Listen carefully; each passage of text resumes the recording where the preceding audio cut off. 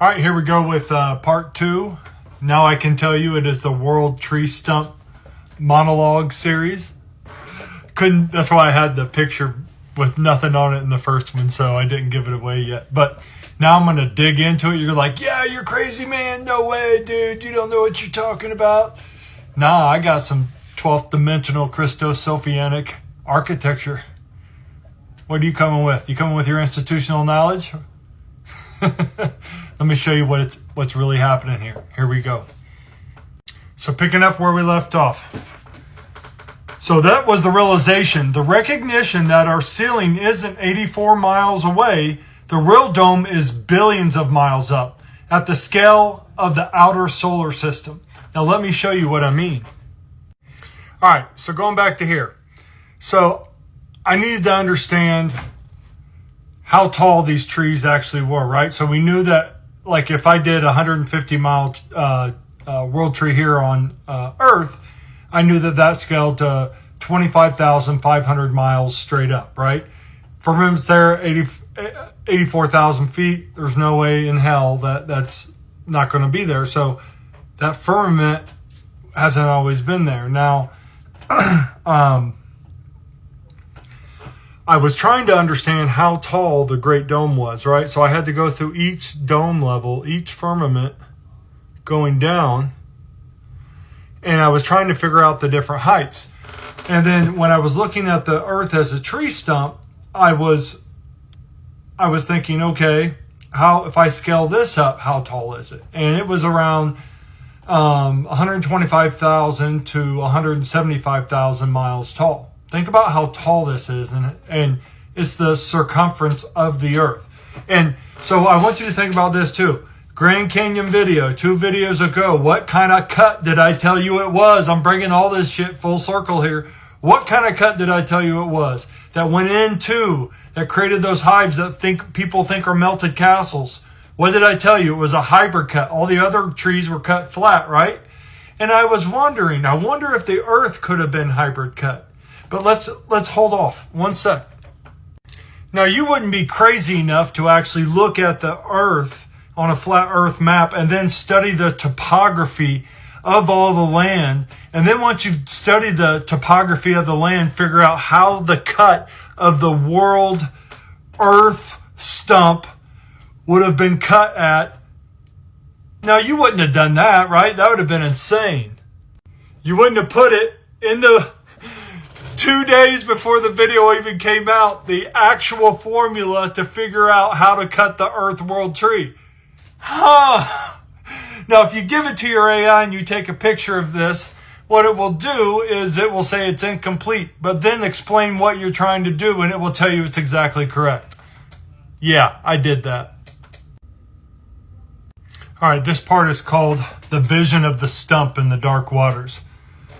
Then I had the vision. I saw the stump again, but this time it was surrounded by dark waters, not land, not continents. The stump itself was the land, rising out of the black swamp. That was the revelation. The oceans we live beside are not ancient basins. They're bleed out. When the tree was cut, its root system bled, and that water pulled around it. That's why there's water on the outside of the firmament. All the trees around us are stumps, and they all got cut. What?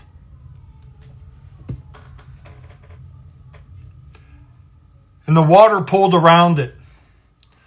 Above me in that vision, the scar of the cut flash crystallized into a dome, the Great Dome. Beneath the waters gathered what the ancients called the fountains of the deep. And here's where it got even wilder. I realized the stars we see are not random points in some infinite vacuum.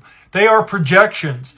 They're the upward signatures of other stumps in the cosmic forest around us. And I want to explain real quick. So, tree gets cut, all this ether and everything, right? Toroidal field is still there. It immediately crystallizes over the top. That's not the firmament that we see, though, okay? But this one immediately crystallizes over the top. So it's cut, electrical charges with the ether. It crystallizes immediately. It forms the actual crystal dome of the sky we've never actually seen. And the dark waters start creating around tree stump Earth. Okay?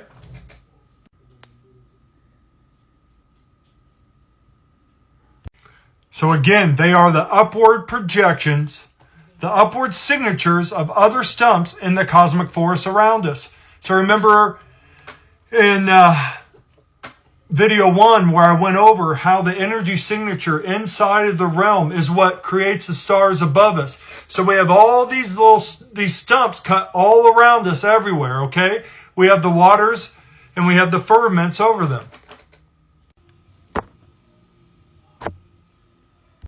Polaris, the pole star, isn't just a star. It's the central spine of our own stump.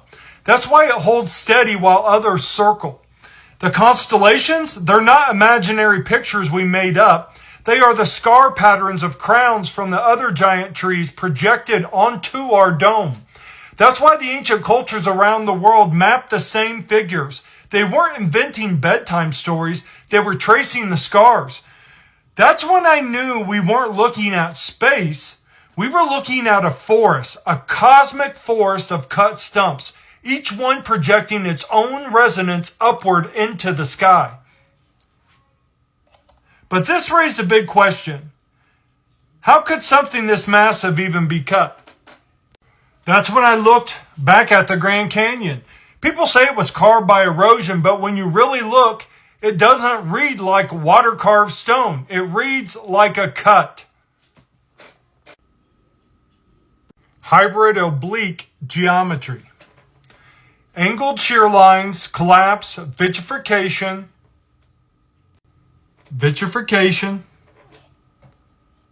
melted glassy surfaces from an intense discharge.